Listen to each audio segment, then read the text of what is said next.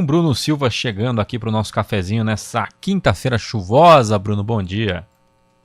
Olá, muito bom dia, Guilherme. Bom dia a todos os nossos queridos ouvintes, né, do CBN Campinas. Pois é, uma quinta-feira marcada aí por uma chuvinha que, para muitos, né, Guilherme, já significou dar uma antecipadinha nesse feriado, viu, meu amigo? Então, porque lá na Câmara a gente teve ontem uma sessão ordinária, teria, né?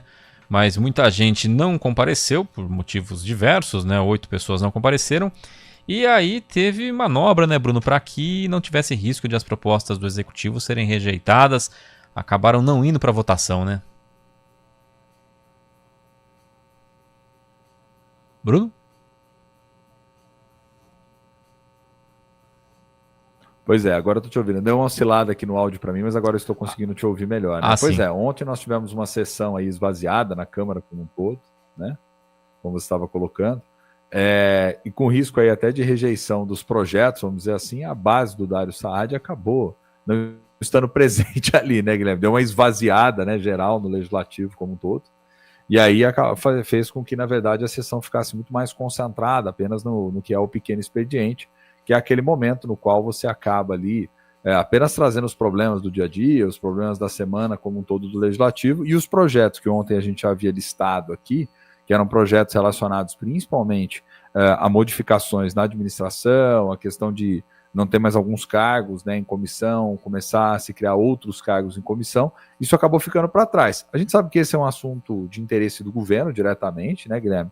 Por isso que o Dário já tinha pautado ele e inicialmente a gente nem esperava que tivesse essa debandada toda, vamos dizer assim, né, o que acabou não permitindo com que se fizesse efetivamente a sessão. Na prática, isso faz com que os projetos fiquem para a próxima semana. Vamos ver como é que vai ser a movimentação política, né? Pareceu um movimento muito mais do tipo, Dário, vamos aproveitar que você está interessado em alguns projetos e vamos conversar um pouco mais, viu? Porque essa questão do quórum, né? 8 pessoas não tinham comparecido, 8 vereadores, com isso a gente cai de 33 para 25, o presidente não vota, 24 votantes. Tem pauta que precisava de 2/3, então ali 22 precisariam votar. Como tem a oposição, correria risco de não aprovação, até mesmo outras pautas, né? Que precisam só de metade mais um, também teriam esse risco, dado o quórum mais baixo. Aí, essa foi a solução encontrada para adiar essas votações que ficaram para segunda-feira na Câmara aqui de Campinas. Então, ontem não tivemos votações na Câmara, tivemos apenas o pequeno expediente, Bruno. É aquela história que eu ia falar, né? Estratégia política, né? Você não vai perder uma votação dessa sob risco de depois você ter que tramitar de novo projeto, etc. Então você retira ela estrategicamente da pauta, vê o que aconteceu e aí depois avança, né? Por isso que você tem que sempre estar coordenando a sua base de sustentação política. E tem gente que ainda acha que os problemas da cidade estão reduzidos só a questões de gestão pública, né? Tem muita política por trás disso aí, viu, Guilherme? Exatamente. Bom, como a política local ficou parada, né? Não tivemos votação, tivemos esse adiamento, vamos comentar aqui a política nacional. Ontem a gente comentou a questão, né, da mudança de tom do Brasil, do Itamaraty, em relação à eleição na Venezuela, já que primeiramente o Lula até fez uma fala, né, amenizando, digamos assim, o fato de a principal opositora do Nicolás Maduro ter sido bloqueada, vetada na eleição, né? Ele até lembrou o caso dele, disse que não ficou chorando, que colocou alguém no lugar, que no caso era o Haddad, né? Acabou perdendo para o Bolsonaro. Só que agora tentaram fazer justamente isso na Venezuela, colocar uma substituta no lugar dessa barrada, só que ela também não pôde concorrer, inclusive está lá na embaixada da Argentina, né? Na Venezuela, enfim, todo esse conflito, o Itamaraty, então, finalmente criticou a Venezuela, só que aí o Maduro não gostou muito, né, Bruno?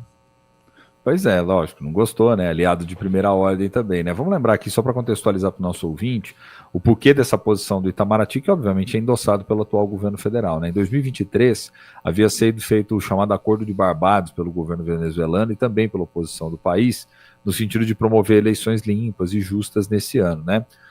Vamos lembrar que antes, né, da atual candidata que ia ser candidata, mas acabou sendo impedida, né, a Corina Iores, você tinha a ex-deputada Maria Corina Machado, que também já tinha tido o seu registro de candidatura negado, né, ela tinha vencido a disputa, inclusive interna, na oposição venezuelana, para ser essa candidata, e aí o que acabou no final das contas? Na prática, agora, com a inviabilidade da Corina também podendo se registrar, no final das contas ficou aquela percepção para a opinião pública internacional, que é uma percepção extremamente válida, né, Guilherme? Que é o seguinte, bom, aquilo que se acordou lá atrás não é o que vai ser efetivamente cumprido. E aí o próprio Lula ficou em maus lençóis nessa história toda, né? Porque não tem como você ser cobrado depois daquilo que lá atrás foi celebrado, na expectativa de que acontecessem as eleições, e agora não tem. Então não teve por onde, teve que emitir uma nota crítica, né? O próprio Maduro acabou reagindo, dizendo que isso, a nota do Itamaraty mais parecia de alguma forma ditada, escrita, né, pelos Estados Unidos como um todo, engrossou um pouco o tom, mas vamos lembrar que o Maduro tem gerado cada vez mais confusão,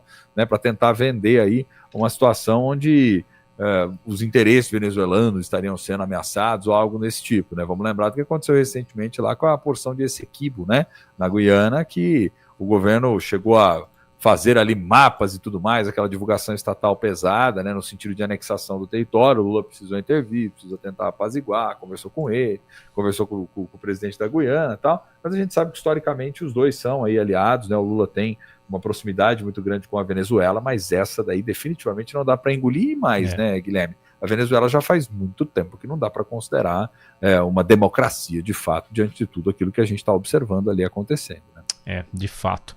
Bom, ainda falando da presidência, da política nacional, quem está por aqui dando bastante rolê com Lula é o presidente da França, o Macron, né?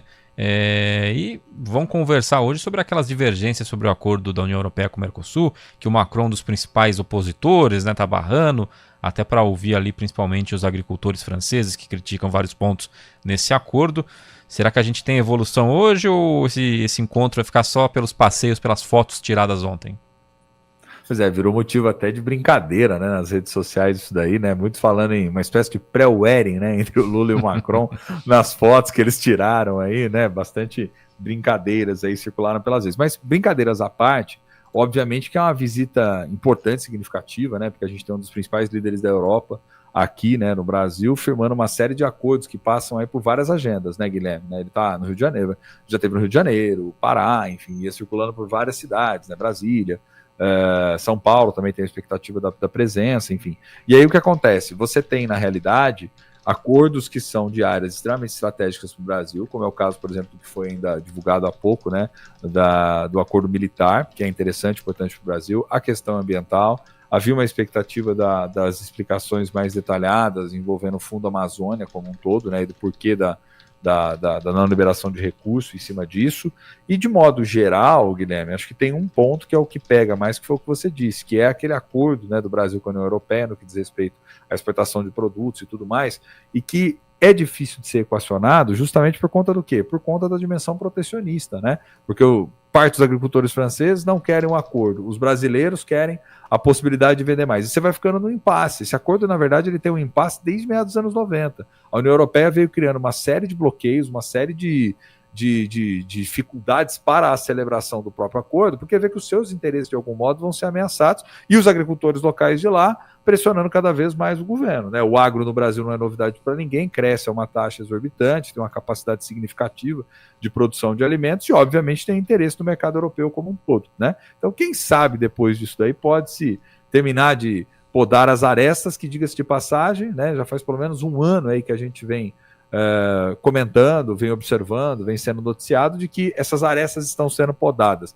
Quem sabe depois da visita algo mais concreto possa sair efetivamente. Mas de todo modo, acho que a visita é importante, estratégica, e o Brasil tem firmado acordos aí que são acordos importantes, sim, inclusive com anúncios de investimentos que são investimentos significativos, né? A gente está falando aí de mais de 5 bilhões, né, em economia sustentável, por exemplo, direcionado para a Amazônia, que já foi anunciado. Então, quer dizer, tem bastante coisa importante aí que está no horizonte, sim, viu, Guilherme? Tá certo. Então, Bruno, amanhã a gente toma outro cafezinho antes do almoço da Sexta-feira Santa. Então, uma boa quinta-feira para você, nessa chuvinha, e amanhã a gente conversa mais. Combinadíssimo, querido. Um grande abraço para você, um abraço para o nosso querido ouvinte também de CBN Campinas, e até lá. Até.